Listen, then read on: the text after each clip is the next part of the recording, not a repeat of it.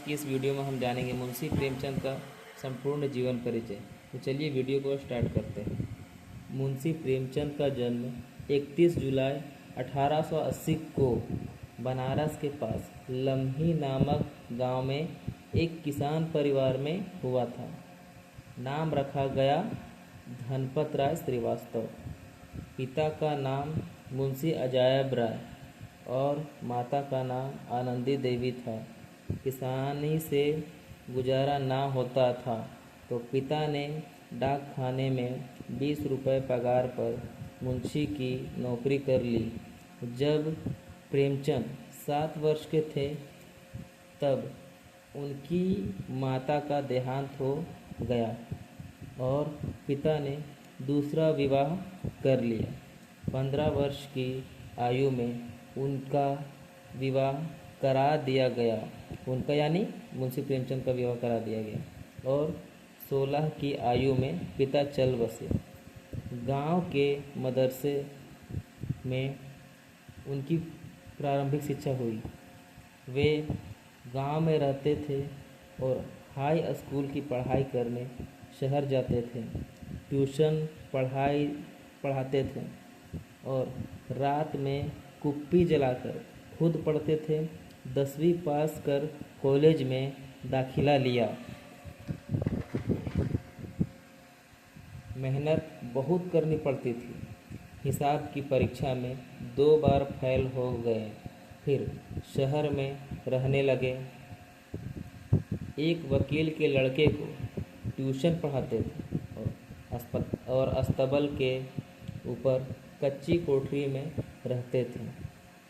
पढ़ने लिखने का चस्का पहले ही लग चुका था। किसी तरह 10वीं की परीक्षा क्वींस कॉलेज बनारस से पास की। 18 रुपये मासिक पर अध्यापक की नौकरी करने लगे थे। इस दौरान बहराइच, प्रतापगढ़, महोबा, गोरखपुर, कानपुर, इलाहाबाद कई शहरों में रहना हुआ। प्रोन्नति भी मिली और स्कूल इंस्पेक्टर बन गए। 1904 में उर्दू और हिंदी में विशेष वर्नाकुलर परीक्षा पास कर ली थी। स्वाध्याय से हिंदी, उर्दू, फारसी, अंग्रेजी का ज्ञान भी बढ़ा रहे थे। फरवरी 1921 में गांधी जी इलाहाबाद आए। वह देश से असहयोग की मांग कर रहे थे। प्रेमचंद भी सरकारी नौकरी को छोड़ आंदोलन में शरीक हो गए। फिर कई निजी संस्थानों में गए। अध्यापिका भी की।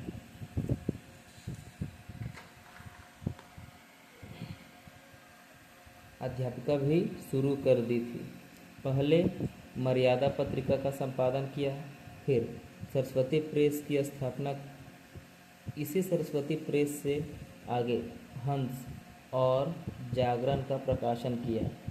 आगे उन्होंने गंगा पुस्तक माला के साहित्यिक सलाहकार, माधुरी पत्रिका के संपादक और हिंदुस्तानी अकादमी के काउंसिल सदस्य के रूप में भी योगदान दिया। वह प्रगतिशील लेखक संघ के पहले अध्यक्ष भी रहे थे। प्रेमचंद ने अपना साहित्यिक सफ़र एक उपन्यासकार और आलोचक की हैसियत से शुरू किया था। उनका पहला उपन्यास 1901 में प्रकाशित हुआ था और दूसरा 1904 में। वह तब उर्दू में लिखते थे और उनका नाम था नवाब राय।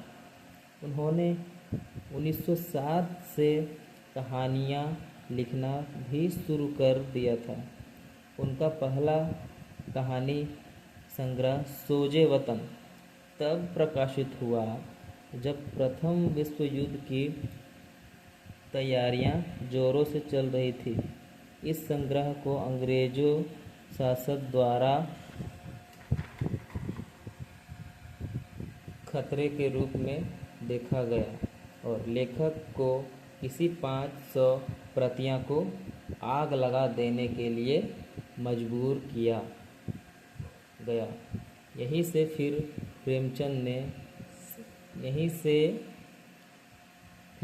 प्रेमचंद ने नवाब राय नाम छोड़कर प्रेमचंद नाम उर्दू लेखक और संपादक दयानारायण निगम ने दिया था।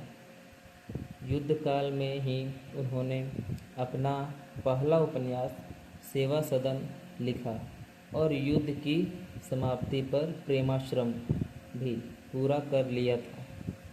हिंदी में जब सेवा सदन प्रकाशित हुआ तो हिंदी संसार में धूम मच गई। इसी क्रम में मुंशी जी ने रंगभूमि उपन्यास की रचना पहले हिंदी में की, फिर उसे उर्दू में प्रकाशित करवाया। वह अब हिंदी और उर्दू दोनों में लिखने लगे थे। हिंदी उर्दू में प्रेमचंद की विशेष ख्याति एक उपन्यासकार के रूप में है। उन्हें हिंदी समाज में प्रेमपूर्वक उपन्यास सम्राट पुकारा जाता है। उनके उपन्यास समाज के विभिन्न पक्षों को उद्घाटित करते हैं। लेखक के आरंभिक दौर में उन्होंने टैगोर के कहानियों का भी अनुवाद किया था। प्रेमचंद की रचनाओं का देश विदेश की विभिन्न भाषाओं में अनुवाद किया गया है। उनकी रचनाओं पर फिल्म, टीवी सीरीज का निर्माण हुआ है और उनके नाट्य मंचन किए गए हैं। उनकी कुछ प्रमुख कृतियाँ जान लेते हैं। तो उनकी प्रमुख कृतियाँ हैं उपन्यास। पहला उपन्यास में उनका क्या क्या है वो जानते हो। उपन्यास में सेवा सदन है, प्रेमाश्रम, रंगभूमि, प्रतिज्ञा, गबन, कर्मभूमि, गोदान, मंगलसूत्र जो कि अपूर्ण है। एक नंबरिया सवाल में आप लोग से कई बार पूछ लिया जाता है कि मुंशी प्रेमचंद का ऐसा कौन सा उपन्यास है जो आधा अधूरा है, तो मंगलसूत्र है। अब कहानी संग्रह को जान लेते हैं। सप्त सरोज, नवनिधि, समर यात्रा, मानसरोवर जो कि 8 खंडों में प्रकाशित है। चर्चित कहानियाँ हैं इनकी। 2 बैलों की कथा, ईदगाह, ठाकुर का कुआं, पूस की रात, कफन, बूढ़ी काकी, पंच परमेश्वर, बड़े घर की बेटी, नमक का दारोगा, कर्मों का फल, बलिदान, शतरंज के खिलाड़ी, ये इनकी चर्चित कहानियाँ थी। अब नाटक भी लिखे तो नाटक को जानते हैं। संग्राम, करबला और बलिदान इनके नाटक थे। बाल साहित्य क्या क्या है से जानते हैं। राम कथा, कुत्ते की कहानी, मनमोदक, जीवन चरित्र, दुर्गादास, महात्मा, शेख सादी। प्रेमचंद सिर्फ कहानीकार नहीं थे, वे अपने समय का दस्तावेज थे। 8 अक्टूबर 1936 को उनका निधन हुआ, पर उनका साहित्य आज भी जिंदा है और हमें समाज का आईना दिखाता है। उनकी कलम आज भी करोड़ों लोगों के जहन में जिंदा है। ईदगाह का हामिद और कफन का घीसू आज भी जिंदा है। इसीलिए तो कहा जाता है कि प्रेमचंद मरे नहीं, अमर हो गए।